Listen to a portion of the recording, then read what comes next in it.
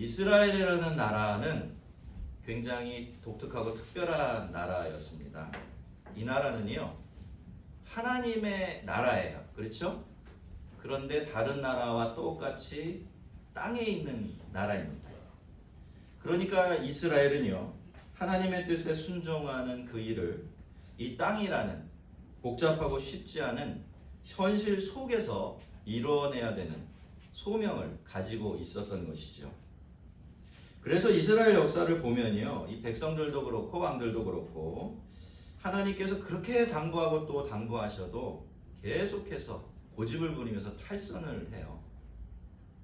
그만큼 하나님의 뜻대로 이 땅에서 한 나라를 이루고 사는 것이 굉장히 쉽지 않았던 일이라는 의미가 될 것 같습니다. 물론 그래서 잘했다는 뜻은 아니겠지만요. 근데 여러분, 우리가요, 이 땅에서 하나님의 백성으로 산다는 말, 우린 이 말을 좀 잘 이해할 필요가 있습니다. 이 말은 현실은 아예 깡그리 무시하고 뒷일이 어떻게 되고 주변 사람들이 어떻게 되든지 간에 그저 하나님의 말씀에만 액면 그대로 순종하면 된다, 이런 뜻이 아닙니다. 그럴 수 있는 일들도 있지만, 그렇죠? 그럴 수 없는 일들도 우리가 사는 세상에서는 얼마든지 만나게 돼요. 순전히 개인적인 일이라면 그저 나 한 사람 하나님 앞에서 제대로 결단하면 됩니다. 그런데 나 말고도 여러 사람이 관련되어 있는 일이거나 혹은 한 나라의 왕이 되어서 한 나라를 다스리는 것 같은 아주 공적인 영역에서 이루어지는 일이라면 그렇게 하면 안 되죠. 그렇게 순진하고 단순하면 안 되는 겁니다. 이런 경우에 중요한 게 뭘까요? 균형을 잘 잡는 것입니다. 그게 말처럼 참 쉽지는 않겠지만 하나님께서 정해놓으신 가이드라인을 넘어가지 않으면서 동시에 최대한 많은 사람들에게 유익이 될 수 있는 균형점을 찾아내고 그 선 안에서만 움직이는 것 말입니다. 이것이 바로 하나님의 백성들이 꼭 갖추고 있어야 될 신앙적인 현실 감각이고요. 이런 현실적인 신앙적인 현실 감각이 있을 때 우리는 비로소 하나님도 섬기고 이 세상도 섬길 수 있는 그 소명을 잘 감당하는 세상의 복들이 될 수가 있습니다. 이제 이 세상을 떠날 때가 머지않았다는 것을 직감한 다윗은 솔로몬을 불러서 이제 유언을 남기는데요. 먼저 2절부터 4절까지는 이스라엘의 왕으로서 솔로몬이 어떻게 앞으로 해야 되는지 거기에 대한 다윗의 명령이 나오고요. 그 다음 5절부터 9절까지는요, 이스라엘의 왕으로서 사람들 사이에서 어떻게 처신해야 되는지 살아야 하는지 하는 데 대한 다윗의 충고가 나옵니다. 결국 사람은요, 왕이든 일반 백성이든 하나님의 백성들은 위로는 하나님을 섬겨야 돼요. 그렇죠? 옆으로는 자신의 주변에 있는 사람들과 잘 살아야 합니다. 그런 점에서 보면 다윗이 솔로몬에게 남긴 이 유언은 굉장히 균형 잡힌 그러한 충고였고 유언이었다라는 생각이 듭니다. 내가 이제 세상 모든 사람이 가는 길로 가게 되었으니 너는 힘써 대장부가 되고. 여러분, 다윗은요 이미 살아보았기 때문에, 그렇게 살아보았기 때문에 하나님의 나라인 이스라엘의 왕으로 산다는 것이 얼마나 무거운 짐을 져야 하는 일인지를 잘 알고 있었어요. 그래서 다윗은 다른 이야기하기 전에 솔로몬에게 힘써 대장부가 되라 라고 당부한 겁니다. 여러분, 하나님께 순종하고 하나님의 뜻대로 사는 일 절대로 쉬운 일 아닙니다. 그래서 우선 이스라엘의 왕은요 힘써 대장부가 되어야 돼요. 그것이 하나님의 말씀이고 하나님께서 명령하신 것이 틀림없다는 판단이 선다면 누가 뭐래도 절대로 물러나지 말고 고집을 부릴 줄 알아야 된다는 겁니다. 끝까지 용감하게 굴복하지 않고 그 길을 걸어갈 수 있는 그런 사람이 되어야 되지요. 다윗은 이야기를 계속 이어갑니다. 내 하나님 여호와의 명령을 지켜 그 길로 행하여 그 율법과 계명과 율례와 증거를 모세 율법에 기록된 대로 지키라. 그리하면 내가 무엇을 하든지 어디로 가든지 형통할지라. 이것은 원래 하나님께서 여호수아를 모세 후계자로 세우실 때 하나님께서 여호수아에게 들려주셨던 말씀이에요. 근데 지금 다윗은 그 말씀 그대로를 가져다가 지금 자기 아들을 축복하는 말로 사용하고 있는 것입니다. 하지만 이 말씀은 사실 다윗 자신의 인생이기도 했습니다. 다윗의 인생에는 빛과 어둠이 아주 극명했어요. 그렇기 때문에 사실은 다윗은 이 하나님의 말씀이 어김없는 사실이라는 사실을 자기 삶을 통해서 확인할 수가 있었던 겁니다. 다윗이 하나님의 말씀에 순종했을 때는요, 그가 광야에서 도망자 생활을 하면서도 형통했습니다. 하지만 다윗이 하나님의 말씀을 무시하고 자기 마음대로 했을 때는 어떻게 됐죠? 그가 그 모든 고난을 끝내고서 이스라엘의 왕 위에 앉아 있으면서도 불통의 세월을 보내야 됐어요. 그러면서 자기가 그토록 사랑하는 하나님의 나라도 도탄에 빠뜨리게 되었죠. 그래서 다윗은 솔로몬이 그런 실수를 반복하지 않도록 너 자신부터 힘써서 대장부가 되라.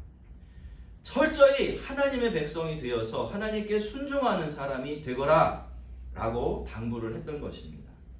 그리고 다윗에게는 하나님께서 주신 영원한 약속이 하나 있었죠. 다윗은 그 약속을 지금 자기 아들인 솔로몬에게 물려주려고 하는데요. 여호와께서 내 일에 대하여 말씀하시기를 만일 내 자손이 그들의 길을 삼가 마음을 다하고 성품을 다하여 진실이 내 앞에서 행하면 이스라엘 왕 위에 오를 사람이 내게서 끊어지지 아니하리라. 여러분, 이것이 하나님께서 주신 다윗에게 주신 약속이었어요. 근데 여러분, 이 약속에 따르면요, 다윗 왕조의 존속과 번영이 다윗의 뒤를 이어서 왕이 될 그의 자손들이 하나님의 말씀에 전심을 다해서 순종하느냐 그렇지 않느냐 하는 딱 하나의 조건에 모두 다 달려있는 겁니다. 그래서 이스라엘의 왕의 가장 중요한 임무가 뭔가요? 뛰어난 정치적인 수완을 갖추는 것도 아니고 군사적인 강대국을 만드는 것도 아닙니다. 그 나라를 부자로 만드는 것도 될 수 없어요. 이스라엘의 왕은요, 왕이 되기 이전에 자기가 먼저 하나님 말씀에 순종하는 온전한 하나님의 백성이 되어야 합니다. 그러면 나머지는 따라오는 거예요. 그게 이스라엘의 시스템이에요. 왕이 백성들을 잘 하나님의 말씀대로 이끌어 가면 그 백성들에게 필요하고 왕이 바라는 모든 것들이 플러스 알파로 그 옆에 더해지는 것, 그것이 다른 나라와는 다른 이스라엘 백성들이 살아가는 하나님께서 주시는 방식이었던 것입니다. 그래서 다윗은요, 그 어떤 대단한 비결이나 요령을 알려주기보다는 너 자신이 하나님의 뜻대로 살고 말씀을 따라 사는 사람이 되라고 그렇게 말해줄 수밖에 없었던 거죠. 근데 여러분, 참 훌륭하지요? 역시 다윗이다 싶습니다. 하지만 5절부터 이어지는 다윗의 당부는요, 적잖이 우리를 혼란스럽게 만들어요. 말만 놓고 보면요, 다윗은 위선자 같아요. 이중인격자 같습니다. 그의 말은 지금 4절까지 내용하고 5절부터 이어지는 내용이 완전히 상반되는 모습을 보이고 있기 때문이에요. 다윗이 남긴 두 번째 유언의 요지는 분명합니다. 자기는 그렇게 하지 못했지만 너는 반드시 상 줄 사람에게는 상을 주고 벌을 줄 사람에게는 벌을 주며 죽어 마땅한 사람은 죽여서 과거의 모든 과오를 다 정리한 다음에 새 출발을 하거라. 이렇게 부탁을 한 것입니다. 우선 다윗은 반드시 요압은 죽이라고 말합니다. 그가 이스라엘 군대의 두 사령관을 죽여서 태평성대에 피가 흐르게 하고 자기 자신을 그 피로 더럽혔으니까 그 일에 대한 책임을 지게 하라. 그렇게 말한 겁니다. 그리고 두 번째로 다윗은 자기가 압살롬을 피해서 도망갈 때 끝까지 자기를 왕으로 대접해 주었던 길르앗 사람 바르실레의 아들들에게는 그에 합당한 적절한 보상을 해주라고 말해요. 그리고 반대로 그렇게 자기가 도망칠 때 자기 뒤를 따라오면서 욕을 하고 저주했던 시므이 또한 요압처럼 처리하라 라고 지시를 내립니다. 자, 여러분 보시기에 어떠세요? 다윗의 이런 말들이 신앙적입니까?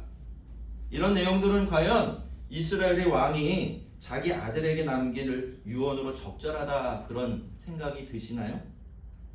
아무리 우리가 생각해봐도 이게 그렇게 보이지는 않습니다. 이런 거는 신앙적인 이야기라기보다는 지극히 형식적이고 정치적이고 어쩌면 개인적인 느낌이 들기 때문이죠. 이거는 이런 뜻이지 않습니까? 액면 그대로만 보면 정적들을 제거하라는 거예요. 그리고 네 편은 확실히 챙겨라. 그래야 나라가 든든히 선다. 뭐 이런 이야기가 되는 거예요. 그래서 여러분 성경학자들도요. 사실은 이 이야기를 두고 굉장히 설왕설래가 많았습니다. 어떤 학자들은 다윗의 편을 들기도 했고 반대로 어떤 학자들은 다윗을 비난하기도 했어요. 위선자라고 말이죠. 역시 다윗도 어쩔 수 없다 이렇게 이야기를 했던 것입니다. 그런데 여러분 우리가 이 일에 대한 하나님의 평가를 가늠해 볼 수 있는 방법이 하나 있어요. 그건 뭐냐면 성경에서 그 증거를 한번 찾아보는 겁니다. 그 근거들을 한번 찾아보는 거예요. 다윗이 정말 어떤 의도로 이런 이야기를 했는지가 설명되어 있지는 않기 때문에 간접적으로 혹시 그런 자료들이 성경에 있는지 찾아보면 되는데 다행스럽게도 열왕기상 2장에는 그 단서가 2개씩이나 제시가 되어 있어요. 먼저 12절인데요. 이렇게 이야기하죠. 솔로몬이 그의 아버지 다윗의 왕위에 앉으니 그의 나라가 심히 견고하니라 이렇게 돼 있고요. 또 한 곳은 2장 마지막 절 46절인데 거기는요 이렇게 돼 있어요. 이에 나라가 솔로몬의 손에 견고하여지니라. 여러분 이 두 구절이 공통적으로 말하는 게 뭡니까? 나라가 견고해졌다라는 거예요. 근데 여러분 이스라엘이라는 나라는 다른 나라하고 다르죠? 어떤 점에서 달라요? 나라적인 국가적인 차원에서 보면요 이스라엘이라는 나라는요 하나님의 뜻대로 방향을 맞춰서 잘 가게 되죠. 그때 잘 돼요. 복을 엄청 받습니다. 근데 반대로 그렇지 않으면 어떻게 되죠? 쫄딱 망해요. 엄청 깨집니다. 하나님한테. 그죠? 그게 이스라엘 백성들의 이스라엘이라는 나라의 특성이에요. 근데 지금 성경이 이 두 사람의 유언과 그 유언대로 따른 행동 덕분에 어떻게 됐다고 얘기해요? 심히 견고해졌다. 그게 무슨 뜻입니까? 하나님께서 이 두 사람의 말과 행동을 옳은 것으로 고개 끄덕여 주셨다. 그런 뜻이죠. 그렇죠? 우리가 왜 그런지는 아직 모르겠지만 일단 성경을 통해서 생각해 보면 그렇게 추측을 해볼 수가 있습니다. 자, 이제 한번 속으로 들어가 보겠습니다. 먼저 다윗의 경우를 살펴보면요. 분명히 다윗에게는 두 사람에 대한 감정이 전혀 없지는 않았을 거예요. 그래서 나쁘게 말한다면 솔로몬을 시켜서 자기 원수를 갚으려고 했다고 볼 수도 있어요. 또 앞으로 아들의 자리를 이 사람들이 제일 쥐고 흔들기가 쉽기 때문에 먼저 이 사람부터 처단해야 된다라는 이야기를 했을 수도 있겠죠. 하지만 여러분 그런 것보다 다윗에게는 더 중요한 이유가 있었습니다. 제가 다윗의 말을 그대로 한번 옮겨 보겠습니다. 먼저 5절입니다. 스루의 아들 요압이 내게 행한 일, 곧 이스라엘 군대 두 사령관 넬의 아들 아브넬과 예델의 아들 아마사에게 행한 일을 내가 알거니와 그가 그들을 죽여 태평시대에 전쟁의 피를 흘리고 전쟁의 피를 자기 허리에 띤 띠와 신에 묻혔으니. 그 다음에는 8절이에요. 바울임 베냐민 사람 게라의 아들 시므이 그는 내가 마하나임으로 갈 때에 악독한 말로 나를 저주하였느니라. 마지막으로 7절에서는 다윗이 바르실레 아들들에게 적절하게 보상을 해주라고 하면서 그 이유를 이렇게 밝히고 있어요. 그들이 내가 내 형 압살롬의 낯을 피하여 도망할 때 그들이 내게 나왔느니라. 말만 들어보면 앞에서 말씀을 드린 것처럼 그저 다윗이 나에게 잘한 사람에게는 네가 잘해주고 나에게 잘못한 사람에게는 벌을 내려라 뭐 그렇게 이야기하는 것 같습니다. 그래서 바로 앞에서 솔로몬에게 했던 그 신앙적인 말과는 이 뒤에 이어지는 말들이 영 딴판으로 보이는 겁니다. 근데 여러분 다윗이 이런 이야기를 한 데는요 사실 명확한 근거가 있었어요. 다윗은 지금 자기 마음대로 이야기하고 있는 게 아니에요. 다윗은 지금 율법을 따라서 판단하고 말하고 있는 것입니다. 우선 출애굽기 12장 12절에는 죽인 사람을 살인자는 반드시 죽이게 돼 있어요. 여러분 기억하시기 바랍니다. 또 23장 같은 출애굽기 23장 7절에는 죄 없는 사람을 죽이는 일이 이스라엘에서는 절대로 있으면 안 된다 이렇게 이야기를 하고 있어요. 그런데 여러분 요압은 어떻게 했죠? 죄 없는 사람들을 속여서 그것도 2명씩이나 죽였습니다. 그러니까 율법에 따르면 다윗이 요압을 죽이라라고 솔로몬에게 이야기했던 것은 지금껏 자기가 바로 세워놓지 못한 이스라엘의 공의를 바로 세우고 하나님 나라의 원칙을 바로 잡아달라 그런 당부가 되는 거예요. 자, 시므이의 경우는 어떻습니까? 이 사람의 경우에는요, 출애굽기 22장 28절에 나오는 백성들의 지도자를 저주하지 말라라는 율법이 적용이 되는데요. 여러분, 시므이는 특히 그냥 하나님께서 세우신 지도자가 아니라 특별히 하나님께서 택하시고 기름 부어 세우신 이스라엘의 왕을 돌을 던져가면서 욕하고 저주를 했습니다. 그러니 그 죄만 해도 결국 작은 죄는 아니에요. 여러분, 이스라엘의 왕이 누굽니까? 그냥 사람이 아니죠. 이스라엘의 왕은요, 하나님을 대신하는 사람이에요. 그러니까 이 사람에게 저주를 부었다는 것은 하나님을 저주한 것이 되고요. 그리고 왕을 저주하면 결과적으로 누구를 저주한 것이 됩니까? 그 백성들을 저주하는 것이 되는 거죠. 그런데 그 백성들이 이 왕의 백성일 뿐만이 아니라 하나님의 백성인 것이죠. 그러니까 시므이가 저지른 죄가 단지 욕하고 저주한 것이지만 그것이 결과적으로 얼마나 커다란 죄였는지 모릅니다.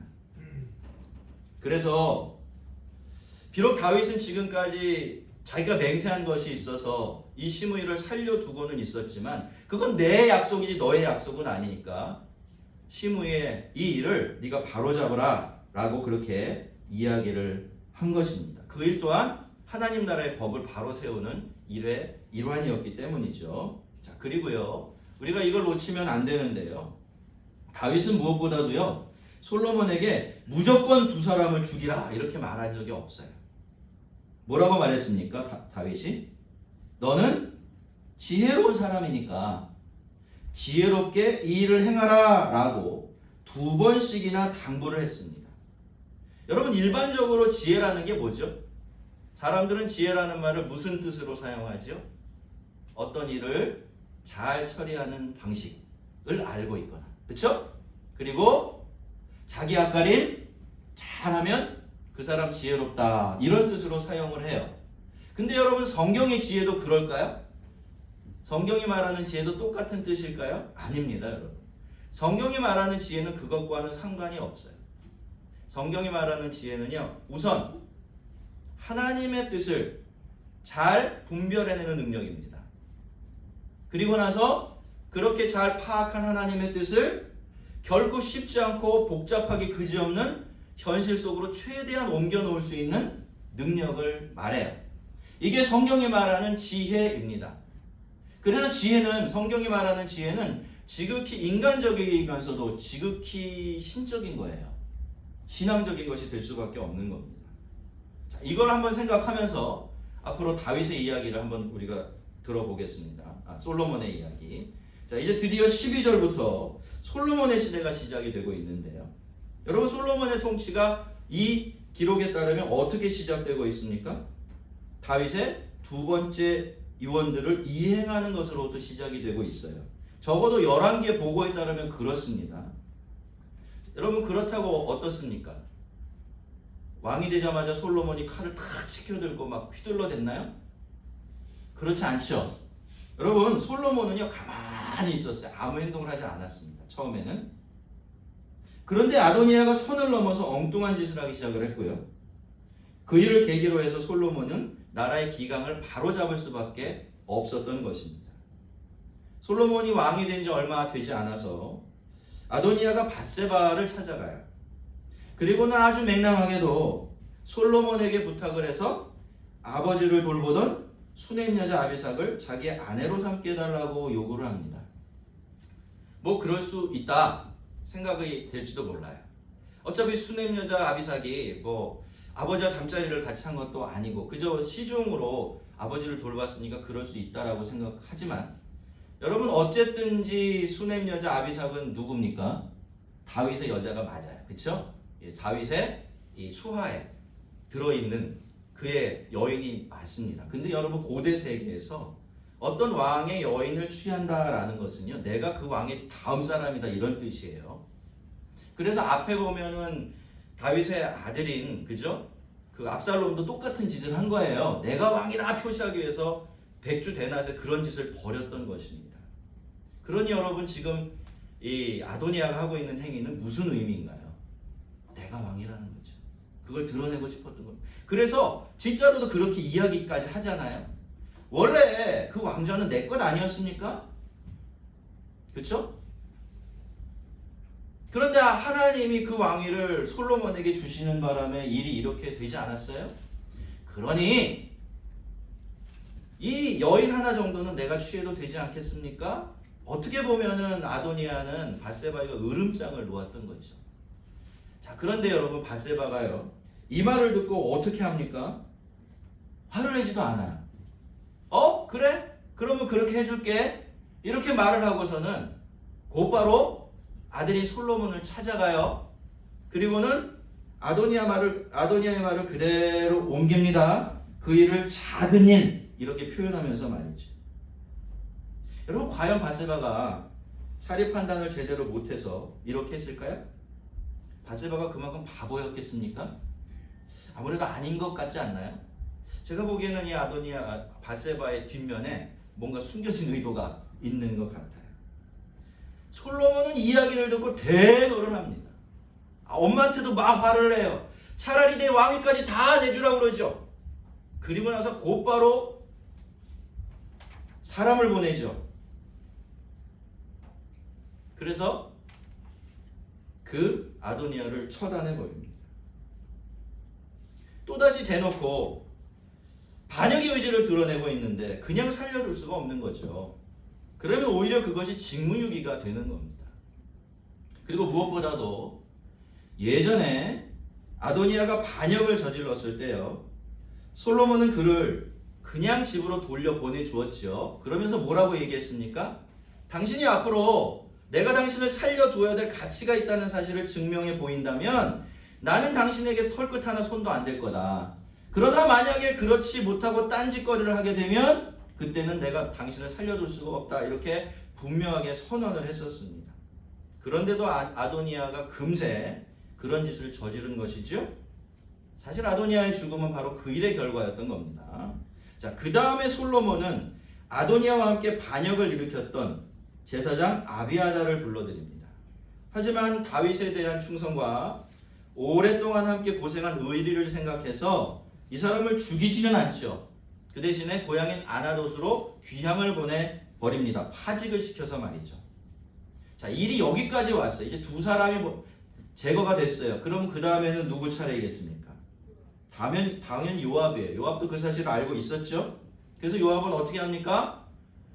성막으로 막 달려가서 제단의 뿔을 딱 잡습니다. 속내는 그랬을 거예요. 내가 이렇게 성전에 들어와서 뿔을 잡고 있는데 여기까지 들어와서 나를 해코지 하겠는가 그렇게 생각했겠죠. 그래서 요압은 그렇게 말해요. 내가 여기서 죽겠습니다.